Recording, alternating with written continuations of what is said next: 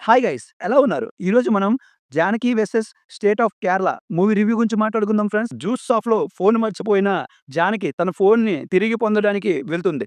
ఆ సమయంలో గుర్తు తెలియని వ్యక్తులు తనని రేప్ చేస్తారు. తన ఇన్వాల్వ్‌మెంట్ లేకుండా గర్భం దాల్చిన అనుపమ ఎలా అయినా సరే తనకు, తన బిడ్డకు న్యాయం చేయాలి అని చెప్పి కోర్ట్‌ని ఆశ్రయిస్తుంది.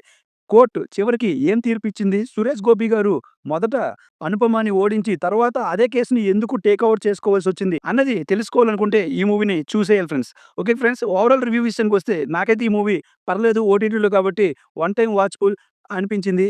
ఎందుకంటే ఈ మూవీలో లాయర్‌గా నటించిన సురేష్ గోపి గారు సూపర్‌గా యాక్ట్ చేశారు. అనుపమ పరమేశ్వరన్ గారు తనకున్న క్యారెక్టర్ మేరకు బాగానే యాక్ట్ చేశారు. కానీ ఎమోషనల్‌గా మనకి అంత కనెక్టివిటీ ఉండదు. సెకండ్ హాఫ్‌లో క్లైమాక్స్‌లో వచ్చే కోర్ట్ డ్రామా మరియు జడ్జిమెంట్ మనల్ని ఇంప్రెస్ చేస్తాయి.